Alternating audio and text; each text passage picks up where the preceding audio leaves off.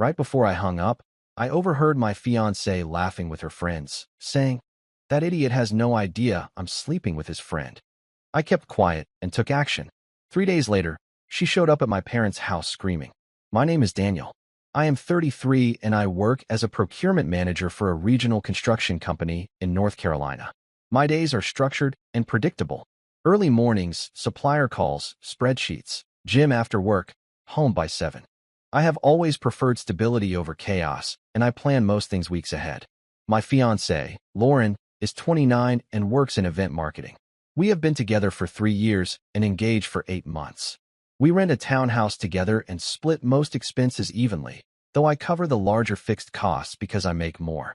From the outside, our life looked aligned and practical. Lauren has always had a sharp personality, confident, quick with sarcasm, and very aware of how she presents herself. I used to see it as social intelligence. Lately it has felt more like performance. The night everything shifted was a Tuesday. I was finishing up at the office when she called to say she was staying out with friends after work. Nothing unusual there. She liked her midweek social nights, and I never policed that. Around 10:30 she called again, laughing loudly over background noise, asking if I could pick up a package from the porch before it rained. I said sure and told her to have fun. Right before I hung up, she must have thought the call had already disconnected. Her voice changed. Lower, sharper, amused in a way I had not heard directed at me in months. I heard her say that idiot has no idea I am sleeping with his friend. Then more laughter. A chorus of it. I did not react. I did not call back. I stood in the parking lot with my phone still in my hand and replayed the sentence in my head until it felt structurally real. There are moments when denial is easier. That was not one of them. I drove home, picked up the package, and sat in the kitchen in complete silence. I knew exactly which friend she meant, and I decided I would not confront her that night.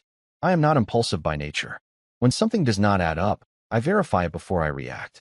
That is how I operate at work, and it is how I handle personal problems. So instead of driving to the bar or sending a string of emotional texts, I opened my laptop. Lauren had been careless in small ways the last few months, guarding her phone more closely, taking calls in the other room, mentioning my friend Eric's name a little too often in casual stories. Eric and I have known each other since college. We are not inseparable, but we see each other a few times a month. He has been to our place for dinners. He was at our engagement party. I checked our phone bill online. I am the account holder. There were dozens of calls between her number and Eric's over the past 6 weeks. Not group calls, direct calls. Some late at night, some during work hours. The pattern was clear enough that I did not need imagination to fill gaps. Still, I waited. Lauren came home around midnight, loud and energized, heels in hand. She kissed me on the cheek like everything was normal and went straight to the shower. I did not mention what I heard. I did not mention the call log. I asked about her night. She rolled her eyes and said it was boring and that her friends were dramatic. I watched her while she talked. There was no guilt, just irritation that she was tired. Over the next 2 days, I paid attention quietly. Wednesday, she said she had a client dinner. The phone bill showed a 40-minute call to Eric right before she left the house. Thursday, she claimed she was working late. Her location, which she had voluntarily shared months ago for convenience, placed her at a condo complex across town. I knew that complex. Eric rents there. At that point, the overheard sentence was no longer a possibility. It was confirmation. I did not confront her. I did not argue. I did not even change my tone. Instead, I called my parents and asked if I could stay with them for a few days starting Saturday.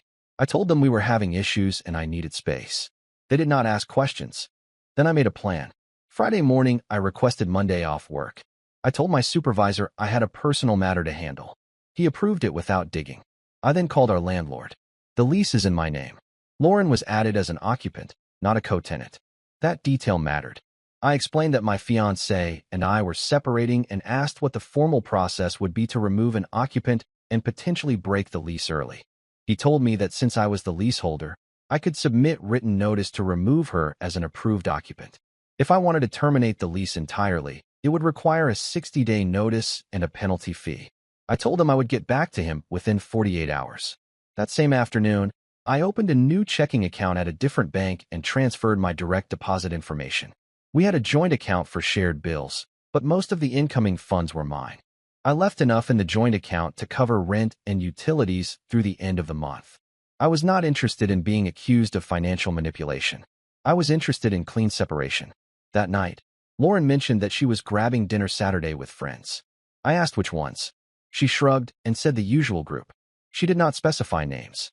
I did not ask. Saturday morning, while she was at a spin class, I packed what was mine.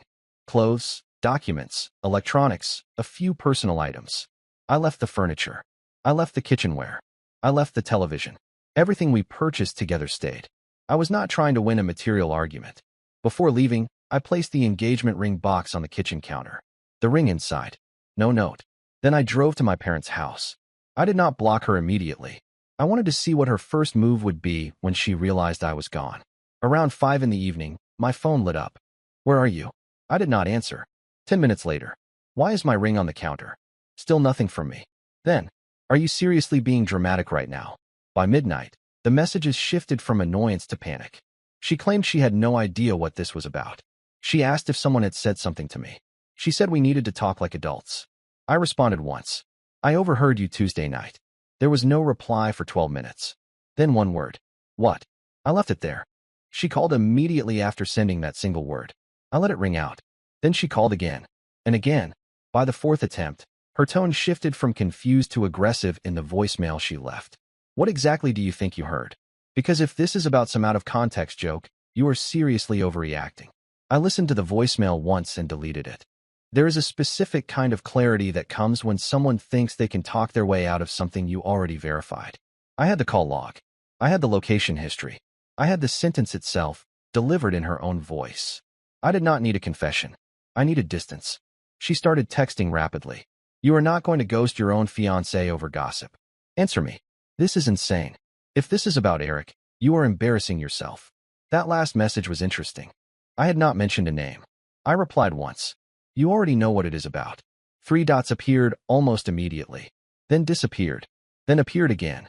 This is exactly why I did not tell you sooner. That was the message that ended it for me. Not the cheating. Not even the mocking sentence. The framing. As if transparency had been a favor she was considering. I did not argue. I did not insult her. I opened my phone settings and blocked her number. Then I blocked her on every platform. Instagram, Facebook, LinkedIn, even Venmo. I also texted Eric. I heard enough on Tuesday. Do not contact me again. He responded within a minute. Man, it is not what you think. I blocked him too. After that, the silence was immediate and complete. No more vibrations. No more screen lighting up. Just quiet. Sunday passed without incident. Monday morning, I emailed the landlord written notice removing Lauren as an approved occupant effective immediately. I told him I would be terminating the lease within the week and would pay the required penalty. He confirmed receipt. I thought that would be the end of it. It was not. 3 days later, Wednesday afternoon, my mother called me at work. Daniel, Lauren is here. She is outside the house. She is screaming. I closed my office door and took a slow breath. She had escalated. I left work immediately and drove to my parents' house. It is about 20 minutes from my office. During the drive, my mother texted twice asking what she should do. I told her to stay inside and not engage.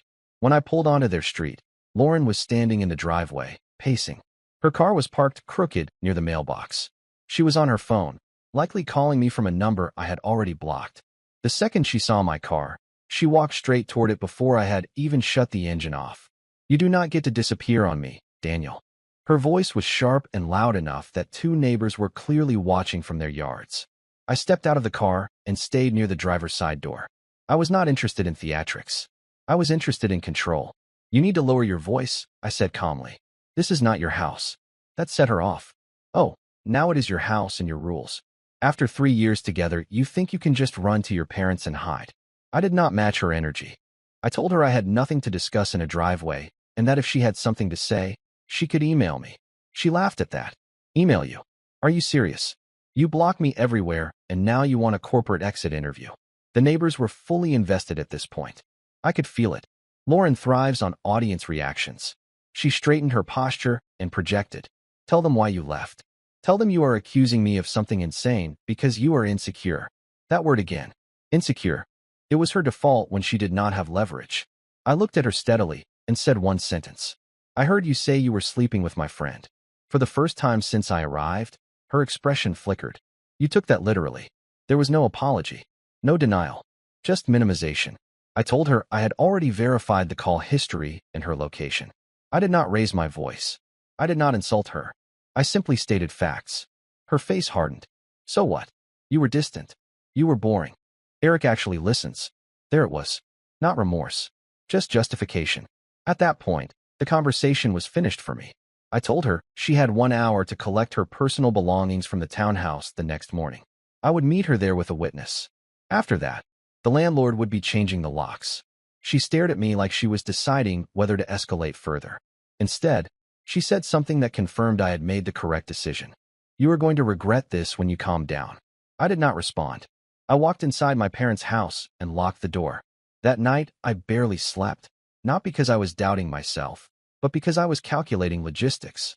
The goal was simple: clean extraction, no scenes, no property disputes, no prolonged contact. At 9 the next morning, I met Lauren at the townhouse. I had asked my older cousin Mark to come with me as a witness. He is calm, practical, and not easily baited. I wanted a neutral third party present in case she tried to reframe the situation later. Lauren arrived 10 minutes late. She stepped out of her car wearing oversized sunglasses like she was entering a courtroom. No greeting, no apology, just immediate hostility. You really brought backup. Yes, I said. For clarity. She rolled her eyes and walked past us into the house. I stayed near the doorway while Mark stood in the kitchen. I had already packed her personal items into labeled boxes the night before. Clothes, shoes, cosmetics, documents. I had not touched anything that could be considered joint property. I documented the condition of the house with time-stamped photos before she arrived. She moved through the rooms quickly, checking drawers, opening closets. At one point, she held up the empty ring box. You think you are some kind of hero for this? No, I said. I think I am someone who heard enough. She tried a different angle then. Softer voice. Less volume. Daniel, we could have talked about this. You did not even give me a chance to explain. You had the chance Tuesday night, I said. Instead, you laughed. Her jaw tightened. She picked up one of the boxes and carried it to her car. Then another. There were no tears. Just simmering anger. Halfway through loading her things, she stopped and looked at me directly. Are you telling your friends? I paused for a second. I am not protecting you. That was when the mask slipped. You are going to look pathetic. Do you know that? Running to your parents because your fiancé had options. Options. That was the word she chose. I did not argue. I simply said that after today, any further contact needed to go through email regarding shared financial matters. Nothing else. She finished loading the last box and slammed her trunk shut. Before getting into her car, she said one more thing. Eric says you are blowing this out of proportion. That confirmed two things. First, they were still in contact. Second, she expected that to bother me. It did not. She drove away without looking back. I went inside, walked through each room once, and closed the door behind me. That afternoon, I signed the lease termination papers and paid the penalty fee in full. I was not interested in sharing a space that had already been disrespected. For the first 48 hours after she moved out, there was silence. I focused on logistics. I finalized the lease termination. I redirected my mail. I moved the rest of my belongings into a short-term rental closer to work. It was small and furnished, but it was neutral. That mattered. On Friday evening, a mutual friend named Caleb texted me. Hey man, what is going on between you and Lauren? I kept my response short. We ended the engagement. Ask her for details. Caleb replied almost immediately. She says you accused her of cheating based on something you misunderstood. That you were spiraling. That word again. Spiraling. I did not send screenshots. I did not argue my case. I simply said this. If you value your time, stay out of it. Within the hour, 2 more friends reached out with variations of the same message. Lauren was clearly doing damage control, framing herself as the calm one dealing with an unstable fiancé who overreacted to a joke. I expected that. What I did not expect was a message from Eric's younger sister, Megan. I barely knew her. We had met maybe twice at group events. She wrote, I do not think you and I have ever talked one-on-one, but I heard something last week that you deserve to know. Eric has been seeing Lauren for at least 2 months. My mom found messages when he left his laptop open. I read that twice. The timeline aligned perfectly with the call log I had already seen. I thanked her and did not ask for proof. I did not need it. Later that night, Lauren tried to reach me from an unknown number. I let it go to voicemail. Daniel, stop hiding. We need to fix this narrative before it gets ugly. Fix the narrative. Not fix the betrayal. Not repair the relationship. Manage perception. That voicemail told me everything about where her priorities were. I saved it. The next morning, I sent one group message to a small circle of close friends. I ended the engagement after overhearing Lauren admit to sleeping with Eric. I verified the communication pattern before acting. I will not discuss it further, but I will not accept a version that paints me as unstable. No insults. No dramatics. Just facts. The responses were brief, but clear. Most of them had suspected something was off for a while. By Sunday, the noise had quieted. Lauren's final message came through email. You are destroying something that could have been repaired. I hope you are proud. I read it once and archived it. Pride had nothing to do with it. Clarity did. 2 weeks passed without direct contact. In that time, I focused on rebuilding routine. Work, gym, early mornings. I met with a financial advisor to separate any remaining shared obligations and formally closed the joint account after confirming all pending bills had cleared. I documented everything. Clean endings matter.